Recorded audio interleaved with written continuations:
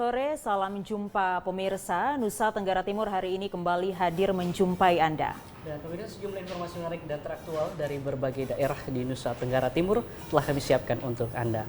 Mulai perjumpaan kita, berikut cuplikan berita utama. Badan Pengawas Pemilu Kota Kupang ingatkan pentingnya netralitas ASN dalam pemilu 2024.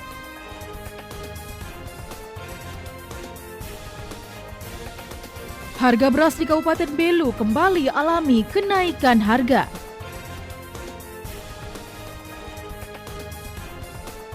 Ribuan hektar tanaman jambu mente terserang hama kupu-kupu putih. Pemirsa, cuplikan berita utama tadi akan kami rangkai dengan sejumlah informasi menarik lainnya. Bersama saya Esther Siubelan. Dan saya Brian Lolede, inilah Nusa Tenggara Timur hari ini selengkapnya untuk Anda.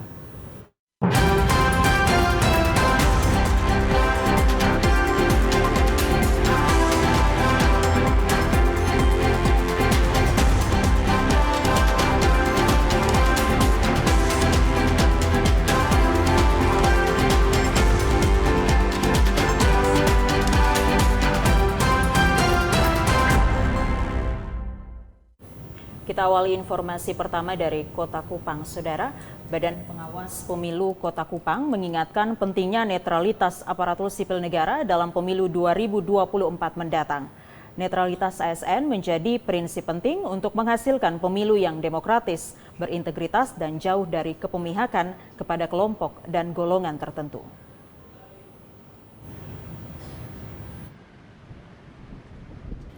Pemilu adalah momen penting dalam kehidupan demokrasi suatu negara. Setiap pemilu, partisipasi aktif dari seluruh elemen masyarakat sangat diharapkan. Namun dalam konteks demokrasi, netralitas dan independensi aparatur sipil negara (ASN) menjadi hal yang sangat penting. Netralitas ASN memastikan bahwa proses pemilu berjalan adil, bebas dari intervensi, dan memungkinkan warga negara untuk membuat pilihan politik secara bebas. Ketua Bawaslu Kota Kupang, Adi Nange, mengatakan Bawaslu berkomitmen untuk menjaga netralitas ASN agar pemilu serentak tahun 2024 berjalan jujur dan adil. Sebagai salah satu penyelenggara pemilu, Bawaslu Kota Kupang wajib memastikan setiap penyelenggara pemilih, peserta, aparat pemerintah, serta semua pihak yang terkait harus bersikap dan bertindak jujur, mendapat perlakuan yang sama dan bebas dari kecurangan pihak manapun. Soal netralitas ASN ini memang menjadi tantangan bersama, tetapi kita bersyukur di Kota Kupang untuk saat ini pemerintah Kota Kupang terus gencar juga untuk mendukung soal netralitas ASN. Jadi beberapa waktu yang kemarin ini kita sudah punya komitmen bersama dengan pemerintah kota lewat Pak PLT Sekda untuk kita mau membangun suatu komitmen bersama bergandengan tangan untuk lakukan sosialisasi ke ASN di Kota Kupang untuk netralitas ASN. Saya kira ini ada komitmen yang baik untuk mengawal supaya menuju pemilu 2024 ini di Kota Kupang netralitas ASN bisa kita minimalisir. Adi mengakui potensi gangguan netralitas bisa terjadi dalam setiap tahapan pemilu, baik sebelum pelaksanaan tahapan pilkada, tahap pendaftaran bakal calon kepala daerah, tahap penetapan calon kepala daerah, maupun pada tahap setelah penetapan kepala daerah yang terpilih. Karena itu ASN diharapkan untuk tetap netral dan profesional, serta tidak memihak pada kontestan politik yang akan bertarung dalam pemilihan kepala daerah. Hal ini penting untuk memastikan calon dan partai politik memiliki kesempatan yang sama, mencegah intervensi yang tak adil, serta menjaga pemilihan yang setara bagi semua peserta. Tim Liputan TVRI NTT. Pemirsa, kita beralih ke Kabupaten Kupang. Hasil dari program jemput bola Gerakan Indonesia Sadar Adminduk atau GISA di daerah 3T dari Dirjen Dukcapil Kemendagri, 98% warga desa Fatunaus, Kecamatan Amfoang Utara telah memiliki dokumen Adminduk secara lengkap.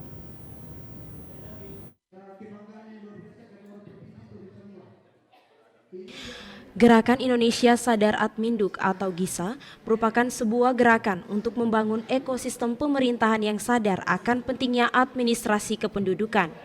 Kesadaran tersebut ditunjukkan melalui kesadaran akan pentingnya dokumen kependudukan, pentingnya pemanfaatan data kependudukan, pentingnya pemutakhiran data kependudukan, dan pentingnya pelayanan administrasi kependudukan yang membahagiakan rakyat. Terkait hal tersebut, maka secara kolaboratif, Tim Gerakan Indonesia Sadar Adminduk atau GISA G3 bersama Dispenduk Capil Kabupaten Kupang dan Dinkes Dukcapil Nusa Tenggara Timur telah melakukan pelayanan dokumen Adminduk selama 6 hari di Desa Fatunaus, Kecamatan Anfoang Utara dari tanggal 11 sampai 16 September 2023 lalu. Pelayanan yang bertajuk Layanan Adminduk Jemput Bola Daerah 3T atau terdepan, terluar, dan tertinggal. Hasil dari pelayanan tersebut, Kepala Desa Fatunaus Joni Adu memastikan 98% warga Desa Fatunaus, Kecamatan Anfoang Utara memiliki dokumen Adminduk secara lengkap. Ia berterima kasih karena sebelumnya sedikit sekali warga Desa Fatunaus yang memiliki dokumen Adminduk seperti KTP, kartu keluarga, akte kelahiran, dan berbagai dokumen Adminduk lainnya. Tetapi, berkat pelayanan kolaboratif dari tim GISA G3, Dirjen Dukcapil Kemendagri bersama tim Lais Manekat Dispenduk Capil Kabupaten Kupang dan Dinkes Dukcapil Nusa Tenggara Timur telah melayani hampir seluruh masyarakat Desa Fatunaus. Sehingga, hampir semua warga telah memiliki dokumen Adminduk. Diharapkan, sekitar 2% warga yang belum memiliki dokumen Adminduk bisa secepatnya mendapatkan dokumen Adminduk juga. Saya sangat bersyukur dengan adanya program 3T ini sehingga masyarakat kami yang berada di Desa Fatunaus bisa membuat kelengkapan administrasi khususnya KTP, kartu KK, akte perkawinan, kelahiran, dan akte kematian. Jujur kalau kita dari terkhususnya pemerintah Desa Fatunaus, kemarin kita mendata tuh kurang lebih 400-an penduduk yang belum memiliki KTP. Tapi puji syukur begitu dengan adanya pelayanan ini mungkin sisa 10% saja yang belum terlayani, tapi pelayanan masih 3 hari mungkin bisa terrealisasi semua.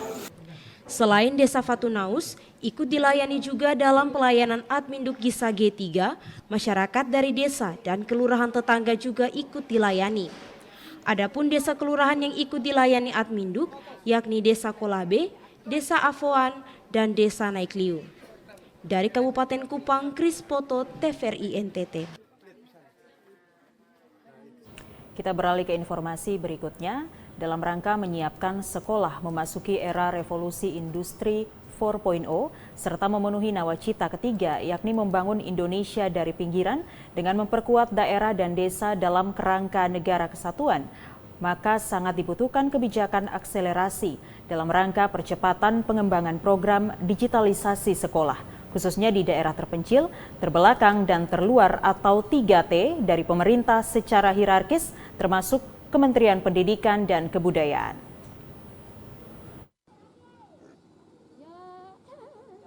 Dengan melihat kondisi pelaksanaan asesmen nasional berbasis komputer di SMP Negeri 3 Tanjung Bunga, Kabupaten Flores Timur, di mana siswa terpaksa harus mencari sinyal demi pelaksanaan ANBK tersebut, tentunya menjadi perhatian semua pihak agar secepatnya memberikan layanan maksimal, khususnya pengadaan jaringan internet di setiap satuan pendidikan, khususnya di daerah 3T. Menurut Kepala Sekolah SMP Negeri 3 Tanjung Bunga, Sisilia Adija, kepada TVRI menjelaskan, sejalan dengan pelaksanaan kurikulum Merdeka Belajar saat ini, maka satuan pendidikan tentunya sangat membutuhkan jaringan internet, tidak hanya untuk peserta didik, tetapi juga bagi para guru dan tenaga kependidikan. Sehingga pihaknya sangat berharap agar penjabaran program digitalisasi sekolah mesti benar-benar dilaksanakan hingga ke pelosok dengan mempersiapkan infrastruktur telekomunikasi yang memadai. Kegiatan hari ini memang kita terkendala dengan jaringan, di mana kegiatan ini dilaksanakan secara online. Kalau semi online memang jujur kami memang tidak bisa laksanakan karena itu membutuhkan fasilitas yang cukup banyak. sehingga kita ambil mode pelaksananya itu adalah mode online. Tetapi yang menjadi kendala adalah pada jaringan. Mengapa anak-anak kami laksanakan di luar? Karena kalau di dalam ruangan kami terkendala tadi seperti yang saya sampaikan tadi, yaitu masalah jaringan. Sementara itu, pengawas pendidikan tingkat SMP wilayah Kecamatan Tanjung Bunga, Hans Kellen kepada TVRI menegaskan, untuk jaringan telekomunikasi internet, pihak Satuan Pendidikan telah diusulkan hampir setiap tahun, namun kebijakan pemerintah secara hierarkis belum dapat meresponnya secara cepat dan tepat, sehingga sangat berdampak pada keberlangsungan pendidikan di lembaga ini. Meskipun pelaksanaan ANBK Satuan Pendidikan diberi ruang untuk memilih model pelaksanaannya, baik secara mandiri atau sistem titipan dengan satuan pendidikan lainnya dalam wilayah kecamatan, namun kondisi ini tentunya akan berdampak pada meningkatnya biaya operasional pendidikan, khususnya pelaksanaan ANBK. Diharapkan supaya paling tidak pada saat pengusulan kegiatan ANBK tingkat sekolah sudah mampu untuk mengidentifikasi tingkat kesulitannya mulai seperti apa, kekuatannya mulai seperti apa terjadi di sana, sehingga dalam menentukan opsi pelaksanaan ANBK itu boleh dilakukan secara mandiri dan boleh menumpang ke satuan pendidikan yang lain.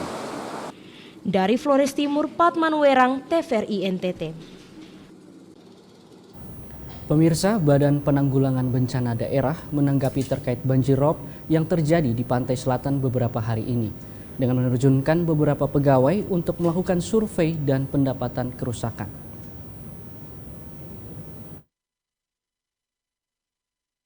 Kepala Pelaksana BPBD Kabupaten Ende, Yasinta Sare, melalui sambungan telepon menyampaikan pihaknya sudah menerjunkan staf dan bekerja sama dengan pihak kelurahan maupun desa untuk mendata kerusakan sehingga bisa melakukan penanganan secara darurat. Ia juga menyampaikan dirinya bersama Wakil Bupati juga sudah meninjau terkait kerusakan yang ada di SPBU Perikanan dan hal itu sudah kita atasi tahun lalu. Namun, beberapa kerusakan lain yang kembali terjadi akan didata dan akan berkoordinasi langsung dengan pihak dinas terkait yang menangani SPBU Perikanan sehingga bisa diatasi. Ia berharap kepada pihak kelurahan maupun desa yang terdampak banjir rob segera melapor ke BPBD sehingga secepatnya kita atasi. Dari Ende, Obitani, TVRI NTT. Pemirsa, sejumlah informasi menarik lainnya akan kami hadirkan usai jeda pariwara berikut.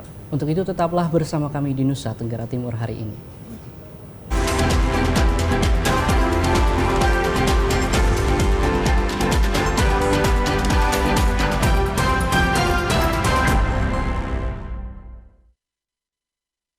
Pemirsa, terima kasih Anda masih bersama dengan Nusa Tenggara Timur hari ini.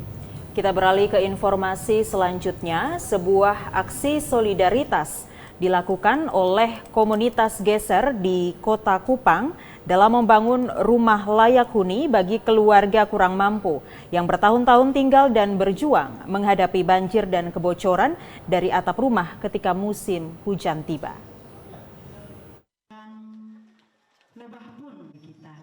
Berawal dari keprihatinannya, komunitas Gerakan Rp1.000 atau Geser menggandeng Polda NTT dan Gereja Gemit Maranatha Oebufu melakukan aksi sosial dengan membangun rumah layak huni bagi keluarga Foe di Kelurahan Oebufu, Kota Kupang. Pembangunan rumah ini diutamakan bagi warga miskin dengan kondisi rumah tidak layak huni serta memiliki sertifikat tanah. Pembangunan ini merupakan kerjasama kolaboratif lintas sektor bersama masyarakat sekitar dalam bergotong royong melakukan aksi pembangunan. Setelah 1 bulan lebih pengerjaan akhirnya berhasil mewujudkan sebuah rumah layak huni berukuran 12 x 9 meter, terdiri dari 3 bilik yang nantinya akan ditempati oleh 3 kepala keluarga atau sebanyak 15 orang. Sebelumnya rumah ini hanyalah terbuat dari dinding bebak beratapkan seng yang sudah mulai karat dan berlubang. Ketika musim penghujan tiba, tidak hanya air hujan yang membasahi, tetapi juga banjir yang turut merendami isi rumah, dikarenakan keadaan kondisi tanah yang sangat rendah.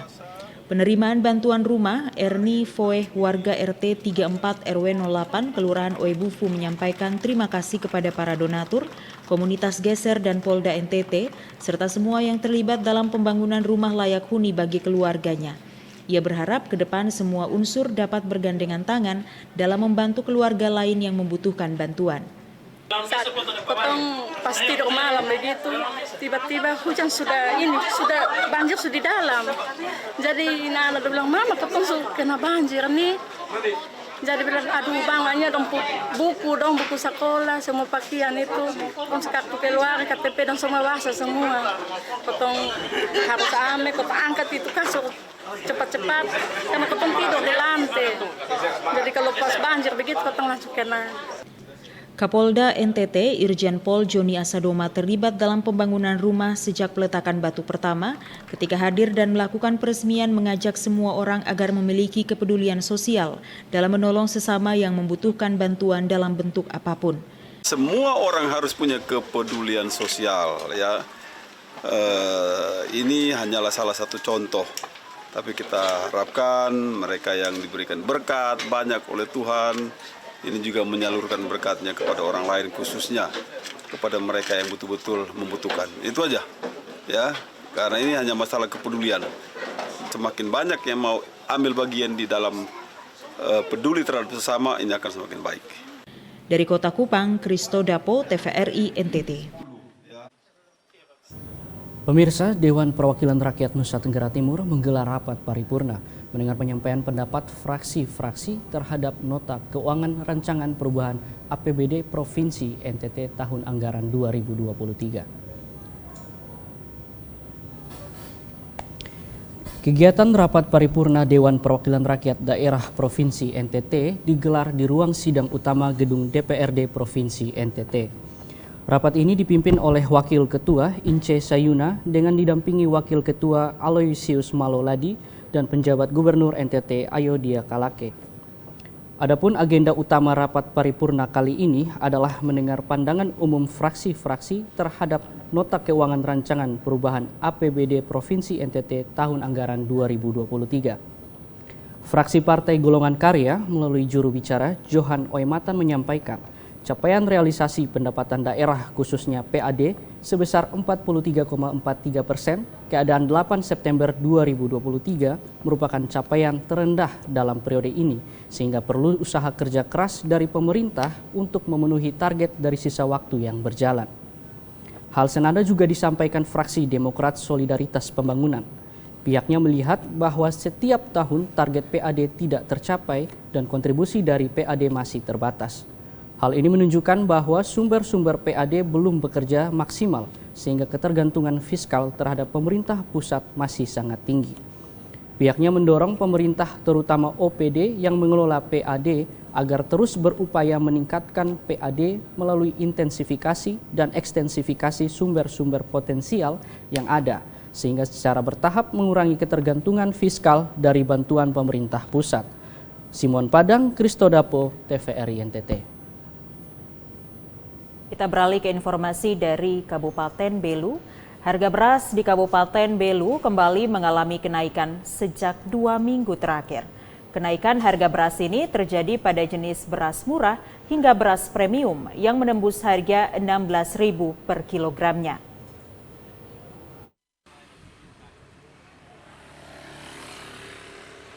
Beginilah suasana di lapak penjualan beras yang berada di Pasar Baru Kota Atambua yang semenjak 2 minggu terakhir harga beras mengalami lonjakan harga.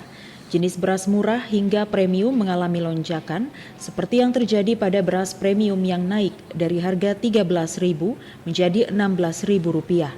Sementara itu untuk beras medium pun mengalami lonjakan harga dari sebelumnya Rp12.000 naik hingga Rp15.000 per kilogramnya. Sementara itu untuk beras mol atau beras lokal naik dari Rp9.000 menjadi Rp14.000 per kilogram. Menurut sejumlah pedagang, naiknya harga beras karena harga gabah yang naik akibat gagal panen. Selain itu, karena kenaikan harga menyebabkan turunnya jumlah pembeli sehingga lapak penjualan beras sepi.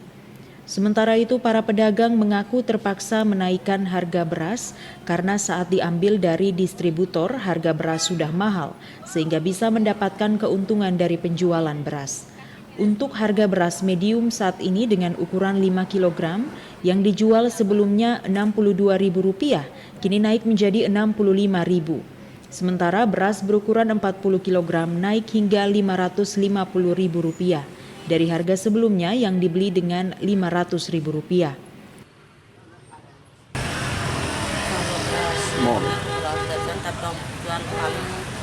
Dulu itu 9.000, 8.000. Kalau sekarang? Sekarang 12.000. Itu yang kami jual 13, 14. Oh, yang jual. Beras Sulawesi mahal terus ini. Ini tahun saya. Ini tahun saya. Iya, saya tidak biasa mahal begini. Itu paling akan jual naik mahal itu 12.000. Mama itu dia naik, dia kalau dia mahal itu karena apa? Atau dari toko dia sudah naik memang? Dari toko mahal dia kan harus jual dapat sendiri. Dari toko dia sudah naik memang. Kalau kami naik sendiri harga kan tidak bisa. Mama kalau dia naik begini. Saat ini harga beras untuk semua jenis mengalami kenaikan harga, di mana saat ini beras premium sudah mencapai Rp16.000. Kenaikan harga beras ini pun berdampak pada pedagang dengan sepinya pembeli yang datang membeli di lapak penjualan beras. Dari Kabupaten Belu, Andri Witak, TVRI NTT. Pemirsa, Kepolisian Resort Timur Tengah Utara mulai mendistribusikan air bersih ke sejumlah kecamatan yang terdampak kekeringan akibat kemarau panjang.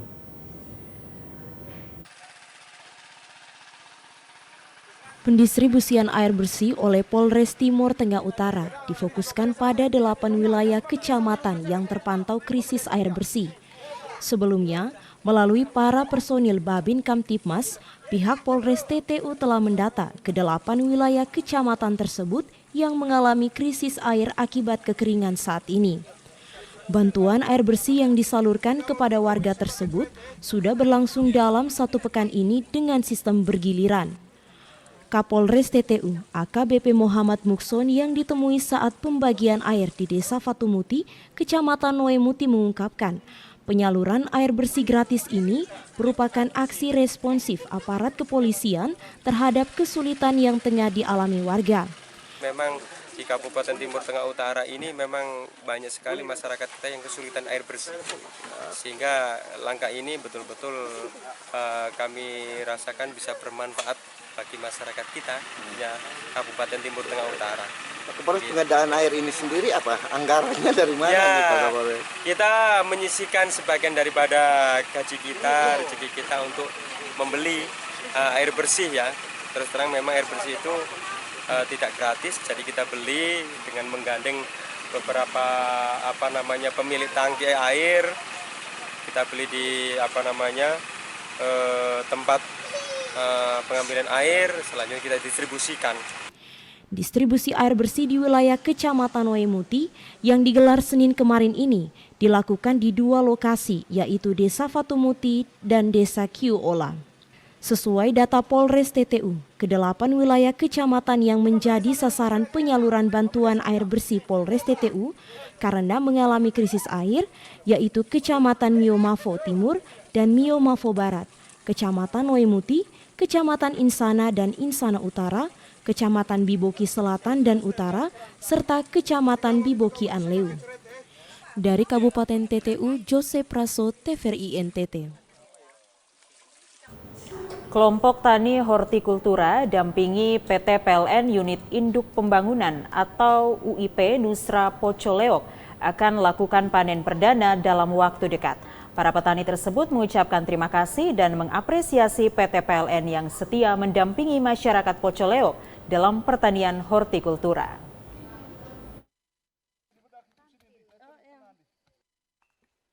Dalam beberapa pekan ke depan, kelompok tani hortikultura dampingan PT PLN Unit Induk Pembangunan UIP Nusra di Pocoleok akan melakukan panen perdana. Para petani hortikultura tampak sangat antusias menanti panen perdana tanaman hortikultura di wilayah Pocoleok. Apalagi lahan tempat mereka bertani merupakan lahan kosong yang sudah belasan tahun tidak pernah digarap.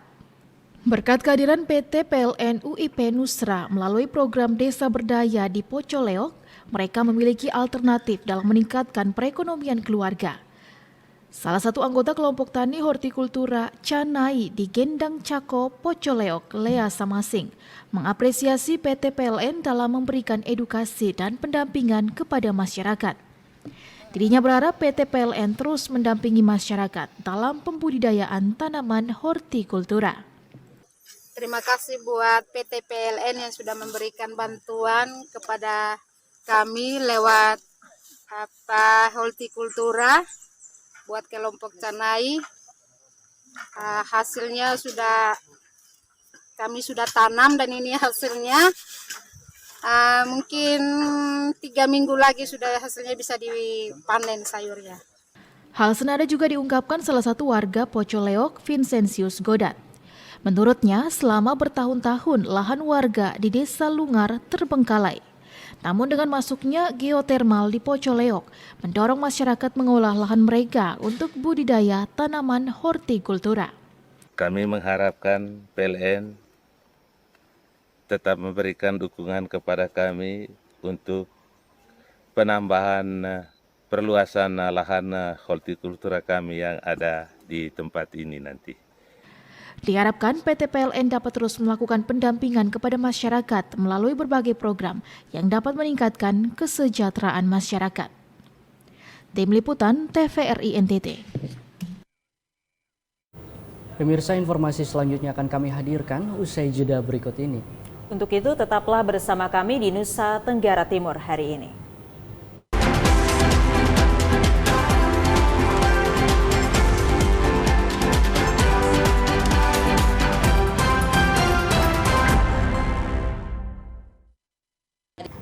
Terima kasih pemirsa, Anda masih menyaksikan Nusa Tenggara Timur hari ini. Ya pemirsa, kita beralih ke informasi selanjutnya. Petani mente Belogili, Desa Baluk Hering, Kecamatan Lewolema, Kabupaten Flores Timur, dikenal sebagai desa penghasil jambu mente terbesar di wilayah Flores Timur, sekaligus menjadi komoditas unggulan di daerah ini. Kini para petani di desa ini mengakui panenan jambu mente menurun akibat diserang hama putih. Kondisi ini berlangsung di hampir semua lahan garapan perkebunan mente di Desa Baluheri. Herman Baluk, salah satu petani mente Belogili, kepada TVRI menuturkan, saat ini petani mente sedang mengalami gagal panen akibat serangan hama kupu-kupu putih yang menggerogoti bunga mente, mengakibatkan pucuk bunga yang menghasilkan buah mente menjadi kering atau hangus. Herman mengisahkan tingkat produksi atau panen mente di lahan garapannya kini menurun sangat drastis, di mana beberapa tahun sebelumnya ia bisa memanen mente hingga ratusan kilogram. Namun kini ia hanya bisa memanennya sekitar 1 embernya. Dampak serangan hama kupu-kupu putih atau hama helopeltis ini mengakibatkan para petani mente Belogili pun merugi. Kondisi ini pun sudah diadukan ke pihak dinas teknis dan dilakukan upaya pembasmian secara mandiri, namun belum juga membuahkan hasil yang maksimal. Yang pertama itu sudah kasih obat, tapi tidak ada mati, Pak. Tidak ada mati sampai sekarang. Malahan tambah lebih banyak, Pak. Kondisinya seperti apa, Bapak bisa? Oh, kondisi sekarang ini tidak hilang, Pak. Serangan hama awal juga pertama itu kutu-kutu, Pak. Ya, kutu-kutu. Kutu putih ya? Kutu putih. Ya. Nah, lalu dia menetas jadi kupu-kupu. Kupu-kupu. Itu apa itu dia kencingnya itu panas, Pak. Iya, ya. Sehingga angus. Sehingga angus. Bunganya angus ya. Bunganya angus. Itu dia punya produktif hitam, Pak. Ya, hitam. Lalu bijinya itu macam magnet lah begitu. Ya. Kayak lengket ya, menjadi karet lem ya. Lem. Begitu. Serang hama kupu-kupu putih atau hama helopeltis ini sudah puluhan tahun belakangan menyerang tanaman petani. Akan tetapi penyebabnya terus meningkat sangat signifikan dan belum dapat terurai hingga saat ini. Dari Flores Timur, Patman Werang, TVRI NTT.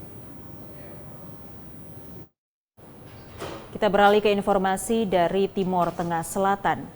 Penurunan stunting di Kabupaten Timur Tengah Selatan mencapai 1,7% menjadi 22,3%. Sebelumnya, pemerintah menargetkan penurunan stunting sebesar 14%. Dinas Kesehatan setempat berharap semua tim bidang konvergensi bekerja sama untuk perangi stunting. Kerja keras pemerintah daerah Timur Tengah Selatan untuk menurunkan kasus stunting pada momentum bulan penimbangan, yakni bulan Agustus 2023 lalu, kini jauh dari harapan. Pasalnya, pemerintah pusat menargetkan penurunan stunting dari 24% menjadi 14% dari bulan Februari 2023 lalu.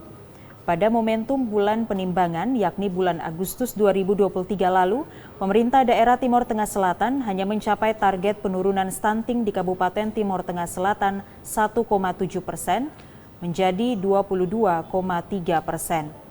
Pemerintah melalui Kepala Dinas Kesehatan Kabupaten Timur Tengah Selatan, Dr. Carolina R.A. Taun menjelaskan 40.048 balita dengan angka kasus stunting 9.931 pada bulan penimbangan bulan Agustus 2023 lalu, kini hanya turun 1.007 balita menjadi 8.924 kasus. Pemerintah menargetkan 24,1% di bulan Februari 2023, diharapkan turun menjadi 14% pada target bulan penimbangan Agustus 2023 lalu. Namun justru pemerintah daerah Timur Tengah Selatan hanya mencapai target penurunan 22,3%. Bulan Agustus 2023 sasarannya 40.048 balita.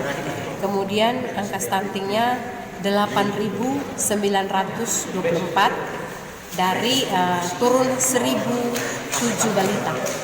Jadi turun cuma 1,7%. Dari awal 9.931 sekarang turun menjadi 8.924 balita.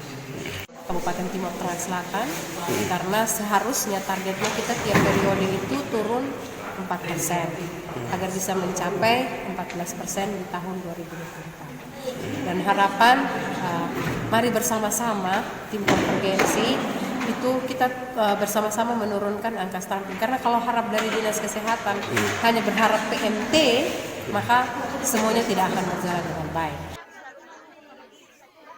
Menambahkan bahwa penanganan kasus stunting di Kabupaten Timur Tengah Selatan yang juga kabupaten dengan kasus tertinggi di Nusa Tenggara Timur menjadi barometer secara nasional, hendaknya tidak hanya berharap kepada Dinas Kesehatan, tetapi semua pihak terus bergerak bahu-membahu mengatasi masalah ini sehingga dapat menempuh target 14% sebagaimana yang diamanatkan pemerintah pusat.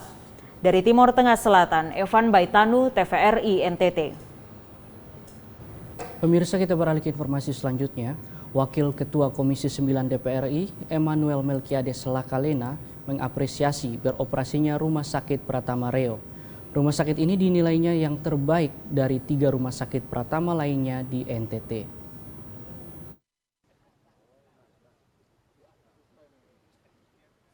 Peresmian Rumah Sakit Pratama Reo di Kecamatan Reo, Kabupaten Manggarai dihadiri Wakil Ketua Komisi 9 Emmanuel Melki Lakalena. Pasalnya pendirian rumah sakit tersebut, dirinya menjadi salah satu bagian terlibat memperjuangkan. Dirinya senang bahwa rumah sakit Pratama tersebut bisa diresmikan dan mulai beroperasi melayani pasien.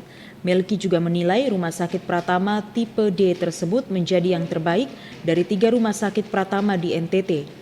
Selain itu, Melki menceritakan percepatan pembangunan Rumah Sakit Pratama Reo yang menelan anggaran 60 miliar rupiah lebih itu berkat komunikasi dengan Kementerian Kesehatan yang begitu intens. Sebab Kabupaten Manggarai sangat membutuhkan Rumah Sakit Pratama untuk memudahkan pelayanan pasien yang jauh dari rumah sakit umum. Ia menambahkan agar petugas kesehatan harus memberikan pelayanan yang baik dan ramah bagi pasien, terutama di bagian IGD. Melki menekankan kepada para petugas agar semua pasien diterima dan dilayani sesegera mungkin. Mengatakan bahwa akan membuat Rumah Sakit Pratama Reo. Kemudian waktu itu saya hadir bersama teman baik saya, Natalius Tijai, hitam kulit keriting rambut dari Papua ini. Kemudian akhirnya hari ini kita bisa melihat provinsi sendiri. Ini salah satu dari kerja bersama kita semua, dari Pak Bupati, dari kami di Jakarta. Jadi dibangun bersama dengan Reo, Wangi dan Onu. Dan saya mesti sampaikan terus terang bahwa di antara tiga ini, saya lihat bahwa yang dibuat oleh Pak Tommy dan tim kontraktor dan buruh ini di sini hasilnya luar biasa. Pertama buat terutama hasilnya luar biasa sekali. Ya, terima kasih banyak pemerintah dari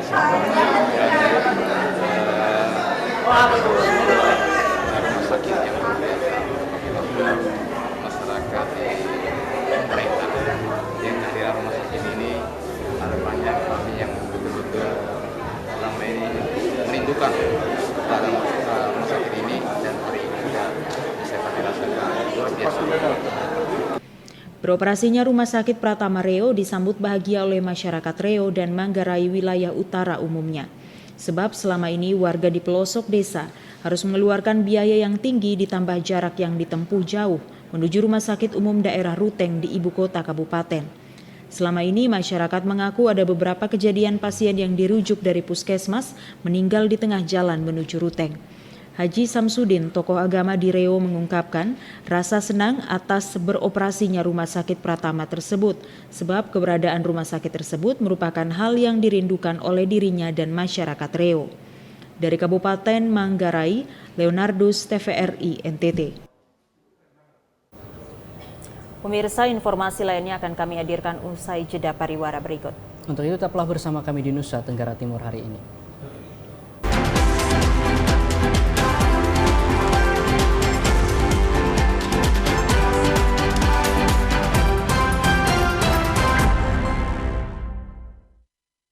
Pemirsa, terima kasih Anda masih bersama dengan Nusa Tenggara Timur hari ini. Kita beralih ke informasi selanjutnya.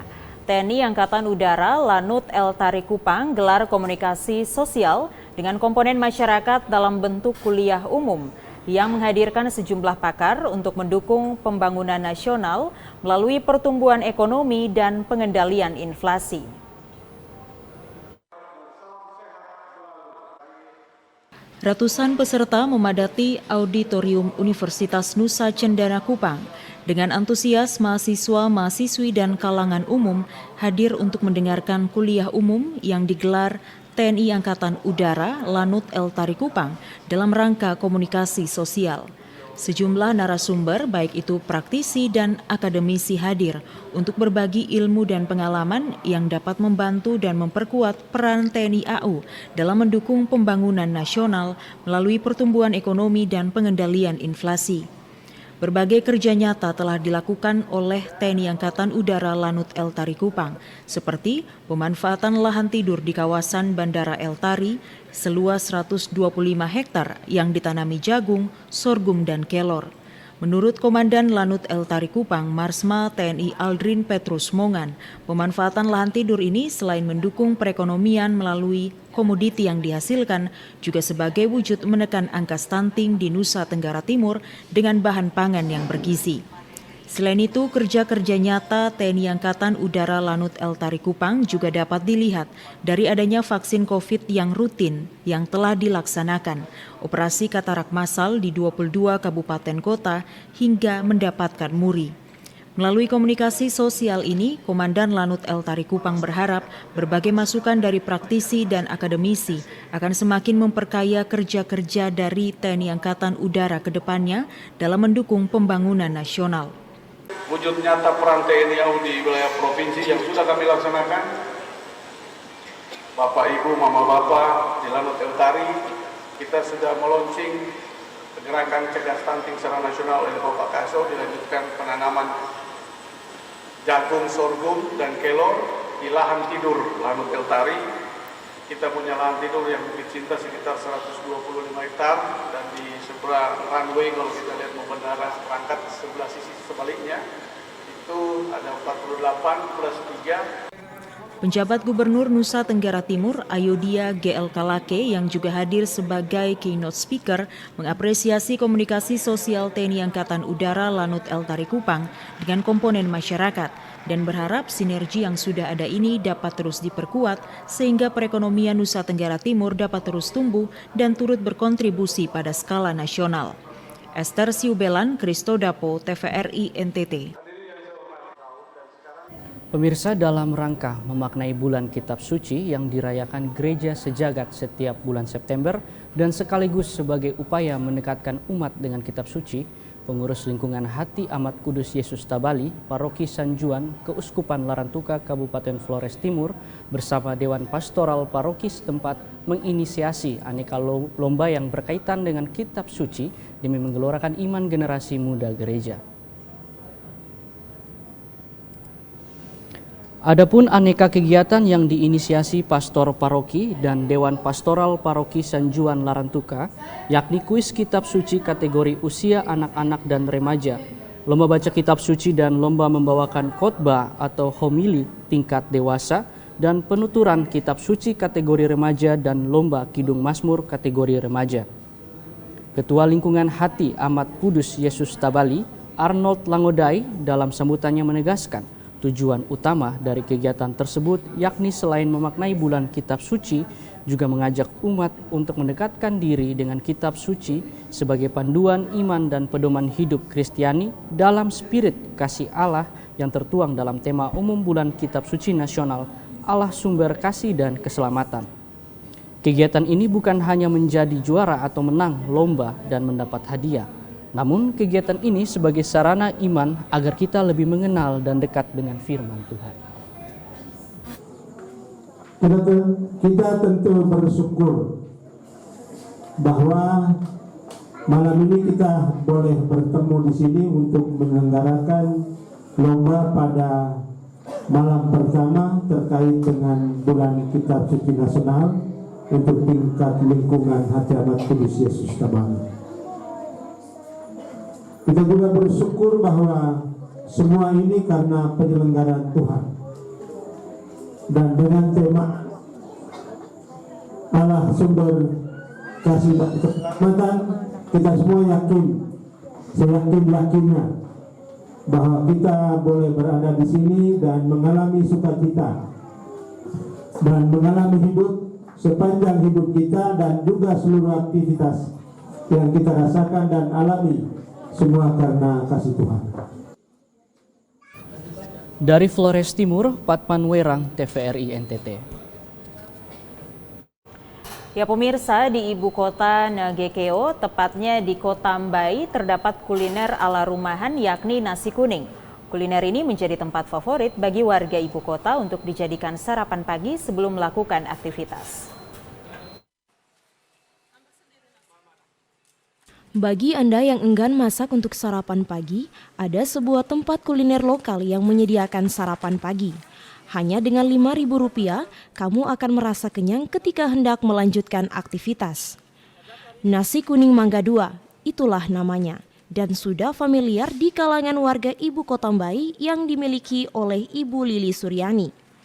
Nasi kuning ini menjadi pilihan warga ibu kota sebagai makanan sarapan pagi sebelum melakukan aktivitas. Menu yang ditawarkan tentu sesuai dengan selera masing-masing. Anda bisa memilih lauk seperti ikan teri dan juga ikan basah.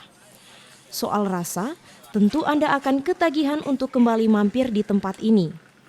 Usaha nasi kuning Ibu Lili ini mampu mendapatkan omset ratusan ribu rupiah dalam sehari.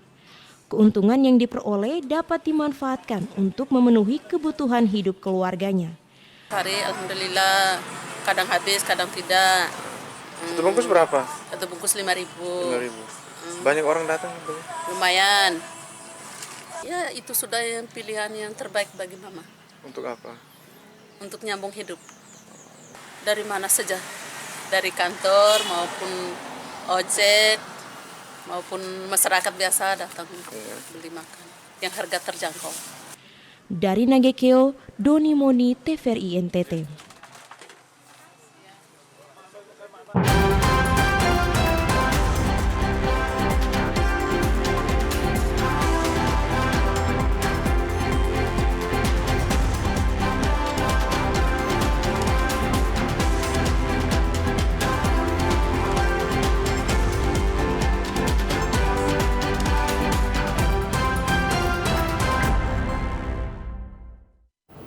Ya pemirsa, informasi tadi sekaligus mengakhiri perjumpaan kita pada hari ini. Terus saksikan Nusa Tenggara Timur hari ini yang menyajikan informasi secara santun, lugas dan berimbang hanya di TVRI NTT, media pemersatu bangsa. Akhir kata, saya Brian Leolede. Dan saya Esther Siubelan mewakili seluruh kerabat kerja yang bertugas mengucapkan terima kasih atas kebersamaan Anda, selamat melanjutkan aktivitas Anda dan sampai jumpa.